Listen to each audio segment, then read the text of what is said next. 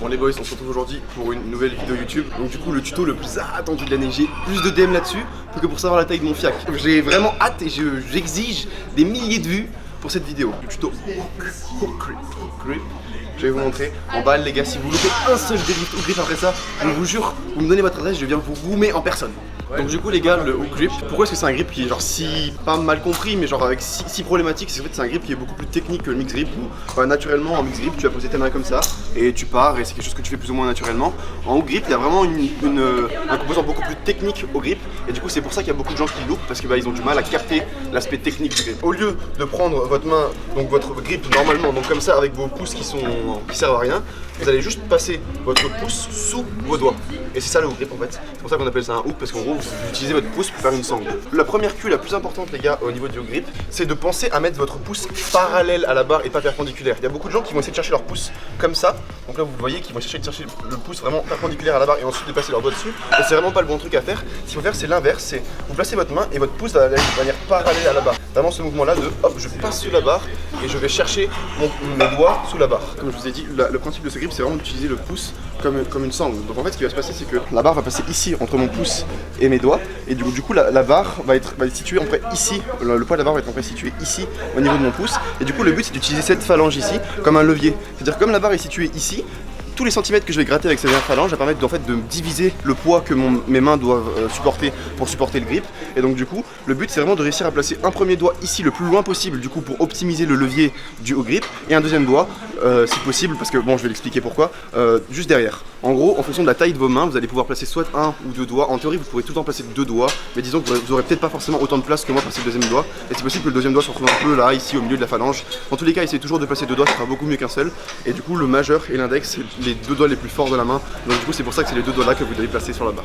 Du coup, les règles pour le tips numéro 2, très important. En tant que bon powerlifter boy, vous devez utiliser de la magnésie. Et c'est vraiment particulièrement important pour ce grip, parce qu'en fait, vous avez vraiment cette face ici de votre doigt qui va obtenir toute la friction avec les autres doigts pour pouvoir obtenir le grip. Et si vous n'arrivez pas à créer de friction ici, vous allez toujours louper votre grip. Et en fait le problème c'est que c'est pas une phase rugueuse comme le côté là de la main, c'est une phase beaucoup plus lisse et donc du coup vous devez créer de la friction. Et donc simplement en mettant de la magnésie. Moi ce que je fais c'est que je mets le combo liquide plus solide. Donc je mets d'abord la liquide, je la laisse bien sécher et ensuite je remets de la solide par dessus et je trouve que mon grip est bien meilleur.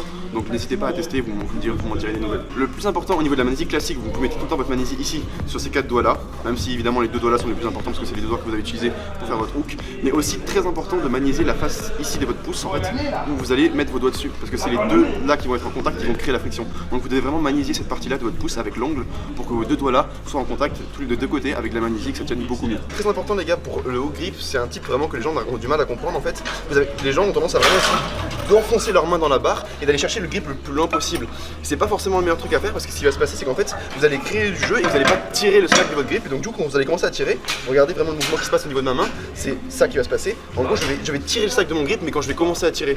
Donc le problème c'est que vous avez donné de l'inertie à votre barre et donc du coup vous allez vraiment laisser tomber la barre et lui donner de la vitesse, ce qui va vous entre guillemets réduire vos chances de tenir le hook. Donc vraiment essayez de mettre votre hook, le passer aussi bien que possible et après vous tirez le slack de votre grip et en gros vous tirez sur votre grip, voilà. Et là vous voyez qu'il est bien lock et là je peux lever la barre sans problème, alors que du coup au début j'étais vraiment ici et je l'ai laissé descendre pour me sentir dans la position idéale. Comprenez bien que ce grip c'est un grip qui doit se faire tout seul, c'est à dire qu'en fait vous devez vraiment laisser la barre se mettre en place et c'est ça qui crée la tension du grip, un peu comme les sangles. Quand vous mettez vos sangles, vous ne tenez pas la barre, vous laissez les sangles se tirer et après vous tenez la barre parce que les sangles sont tirées. C'est un peu le même principe, vous devez vraiment laisser le grip descendre et se placer pour qu'il tienne. Là c'est l'instant promo, c'est vraiment important. Si vous avez tendance à avoir mal au hook et que du coup la douleur inhibe votre hook et que vous laissez la barre tomber parce que vous avez trop mal, n'hésitez pas à taper un petit peu de Silent Zone ou juste les gars vous hype de manière générale, mais avec ça franchement la hype c'est x10 et vous verrez que globalement en vous hypant vous allez beaucoup plus tolérer la douleur et vous allez pouvoir un peu inhiber ce sentiment de douleur, donc vous allez pouvoir continuer à tenir la barre malgré le fait que c'est douloureux et c'est vraiment normal que le hook grip soit douloureux au début et même à la fin en fait il le reste toujours, c'est jusqu'au bout d'un moment vous allez créer un peu plus de corne ici et vous allez vous habituer à la douleur, mais c'est normal dans une certaine mesure d'avoir mal au hook et c'est pour ça qu'il faut vraiment limiter le volume que vous faites de hook. Moi personnellement je fais que tous mes singles de mes séances en hook et je fais rien d'autre, même pas de warm-up, je me warm-up en sangle, etc. Donc c'est vraiment à vous de trouver le volume que vous pouvez tolérer en hook et parfois c'est très peu, parfois c'est plus, mais c'est vraiment personnel. Il faut pas hésiter si vous avez confiance en hook, de pas faire beaucoup de volume si vous en avez pas besoin, parce que si vous arrivez à un point où vous avez tout le temps mal au hook, en fait la douleur va vous faire louper votre hook alors que c'est pas forcément votre technique, mais c'est vraiment le fait que vous le pratiquez trop, que vous avez mal et donc du coup vous n'arrivez plus à tolérer la douleur et donc du coup vous allez louper votre hook et croire qu'il y a un problème au niveau de ce hook alors que c'est simplement votre douleur qui est trop grande. Du coup les boys, dernier tip pour le hook, et vraiment pour le coup là c'est un peu un game changer, c'est un peu une truc pas très connue. Donc en fait le principe c'est simplement vous allez prendre vos deux ongles, donc là où je vous ai dit que vous devez créer de la friction, et vous allez le rayer ici contre le grip de la barre. Vous allez voir, je vais faire un petit peu pas trop parce que je le fais assez souvent et j'ai pas envie de fumer mes ongles. Et du coup ce qui va passer c'est qu'avant je voulais mettre la manie sur mon ongle comme vous l'avez vu dans la vidéo d'avant et il n'y a rien qui se passe. Et là comme vous voyez ici, j'ai créé un petit peu de rugosité sur mes ongles.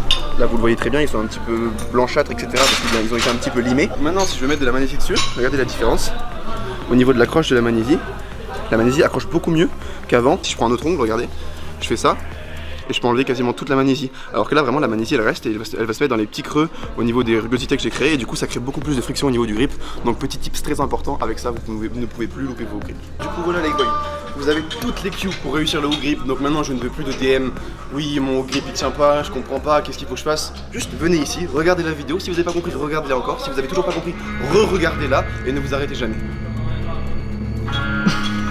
Tu pouvais pas attendre. Bon les boys, je me suis fait jeter de la salle, du coup j'ai dû tourner mon outro dehors et au final je me suis rendu compte qu'il y avait blindé devant, donc je le refais tranquillement à la maison. La raison principale pour laquelle les gens choisissent de faire du grip à la base, c'est pour entre guillemets la diminution du risque de déchirure du biceps. Même si c'est quelque chose qui est vraiment très peu répandu en force, ça arrive très rarement. Et souvent ça arrive à cause d'un problème technique. En gros le fait de passer en hook et du coup d'avoir les mains en double pronation, ça réduit complètement les chances que ça arrive, tout simplement parce qu'en fait le biceps c'est deux muscles comme on dit biceps. Il y a la portion courte et la portion longue, et la portion longue est attachée sur au niveau de l'humérus, du haut de l'humérus et au niveau du coude, ce qui fait que du coup quand vous faites du terre, vu que vous tirez beaucoup vers le bas et en même temps vous avez le bras tendu, vous étirez pas mal le biceps et donc du coup il y a des cas de déchirure sur les mains qui sont en supination et pas sur les mains qui sont en pronation. Donc le fait de passer les deux mains en pronation en hook, ça vous réduit complètement ce risque. Donc voilà, c'est une des raisons pour lesquelles vous pouvez choisir simplement le hook grip de base. Et aussi, évidemment, les boys, outre le fait que vous avez moins de chances de vous arracher le biceps, ce qui est déjà plutôt cool, il y a une deuxième chose qui est vraiment cool avec le grip, c'est que comme vous avez les deux mains en pronation, c'est le grip en général naturel. Si vous voyez tous les débutants quand ils commencent la muscu, le premier truc qu'ils vont faire, c'est qu'ils vont mettre les deux mains comme ça en pronation sur la barre, simplement parce que c'est un grip qui est symétrique et qui est plus naturel pour la plupart des gens et la plupart des pratiquants. Et donc globalement, ça va pouvoir vous empêcher un problème qu'il y a avec le mix grip qu'on appelle le windmill effect. Donc en gros, le fait d'avoir une main en supination et une main en pronation, naturellement, ça va vous faire pivoter parce que la main qui est en supination va vouloir partir vers l'avant et la main qui est en pronation va vouloir partir vers là, et donc du coup vous allez avoir ce qu'on appelle voilà, le windmill effect qui va vous faire pivoter pendant le terre, et donc du coup le fait d'avoir votre hook grip avec les deux mains en pronation, ça élimine complètement aussi cette chose là. Dernièrement, il y a encore un effet qui est cool avec le hook grip, c'est le fait que vous allez pouvoir avoir en général une meilleure position et pouvoir un peu plus protracter vos épaules pour gagner un peu plus d'amplitude au terre qu'en supination, qu'en mix grip, parce qu'avec la main qui est en supination en général c'est plus compliqué d'avoir un bon contrôle de l'omoplate et du coup de bien laisser protracter l'omoplate pour gagner un petit peu d'amplitude. Donc voilà les boys, vous avez toutes les clés pour réussir votre hook grip. Maintenant il n'y a plus aucune excuse, je ne veux rien savoir. Le premier qui loupe un hook en ayant vu cette vidéo, il se fait shame on you. Voilà, donc c'est fini, tous vos hook grips passent à partir de maintenant, il n'y a plus droit à l'erreur.